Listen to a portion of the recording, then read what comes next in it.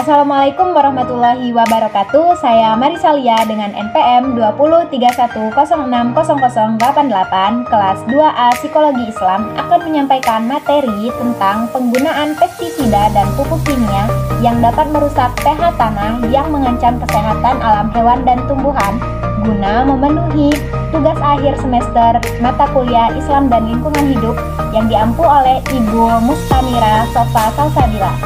Baiklah, langsung saja kita simak materi yang akan saya bawakan. Yang pertama, apa itu pestisida?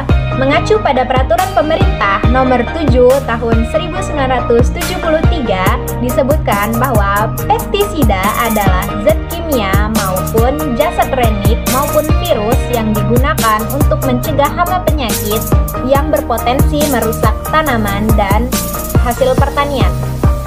Yang kedua, pupuk kimia.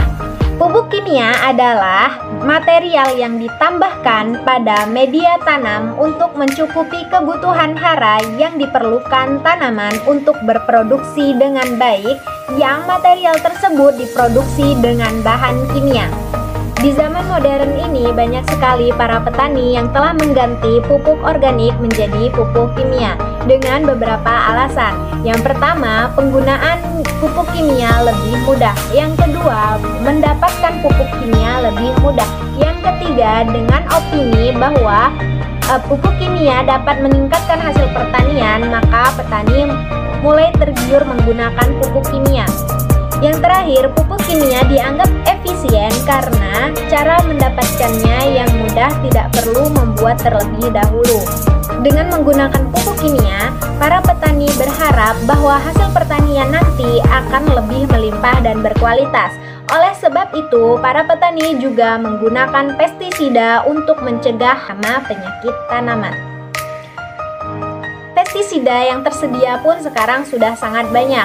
Ada yang untuk hama serangga, hama seperti tikus, hama jamur, dan lainnya. Akan tetapi terlepas dari itu semua, tanpa manusia sadari bahwa penggunaan pestisida dan pupuk kimia justru merusak pH tanah. Seperti yang kita tahu bahwa apabila tanah tersebut sehat, maka kualitas tanaman yang dihasilkan pun akan lebih baik. Akan tetapi karena adanya tuntutan perekonomian, manusia sekarang lebih utama mendapatkan hasil yang dipikirkan, bukan lagi tentang kualitas tanaman dan lingkungan hidup yang akan semakin rusak akibat penggunaan pestisida dan pupuk kimia. Bukan sekedar merusak pH tanah, akan tetapi ini juga berdampak kepada alam hewan dan tumbuhan. Dampak di alam tumbuhan, apabila masih dilakukan penggunaan pestisida dan pupuk kimia, maka tumbuhan yang selain untuk dimakan akan mati. Dan untuk alam hewan sendiri, hewan yang memakan tumbuhan dengan mengandung zat kimia dari pupuk kimia dan pestisida akan mati. Untuk bahaya pestisida dan pupuk kimia dapat kita lihat dalam rantai makanan pada hewan. Yang pertama, tanaman padi. Tanaman padi dimakan oleh tikus. Tikus dimakan oleh ular, dan ular akan dimakan oleh burung elang.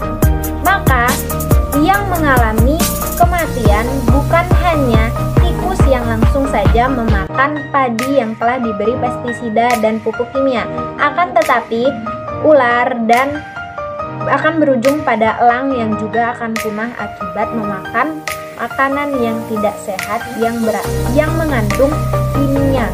Sesungguhnya Allah sudah mengatur mengenai kerusakan yang dilakukan oleh manusia namun tidak disadari oleh manusia dalam surah Al-Baqarah ayat 12 yang berbunyi, Bismillahirrahmanirrahim, Ala innahum humul mufsiduna walakin la yash'urun, yang artinya, ingatlah, merekalah yang berbuat kerusakan tetapi mereka tidak menyadari. Dari ayat tersebut kita pun sudah tahu bahwa Allah pun telah mengatakan manusia yang berbuat kerusakan, namun manusia tidak menyadari hal tersebut dan berujung kepada merugikan diri sendiri. Jadi, dari semua yang terjadi, kita harus menyadari bahwa untuk menanam tanaman, untuk menjaga kesehatan tanah, untuk menjaga kesuburan tanah, dan menjaga kesehatan alam, hewan, dan tumbuhan, hendaknya kita menanam tanaman dengan cara yang baik dan menggunakan bahan yang baik, agar semua yang dihasilkan pun menjadi baik. Karena sesungguhnya dalam hadis riwayat Al-Bukhari dan Muslim dari Anas telah dijelaskan pula bahwa tidaklah seorang muslim menanam tanaman kemudian dimakan oleh burung, manusia, dan hewan kecuali dengannya tanaman itu adalah sedekah. Dari sini semua kita telah paham bagaimana pentingnya menjaga lingkungan, menjaga kesehatan pH tanah agar kita pun terhindar dari segala macam penyakit. Mungkin sekian penjelasan dari saya.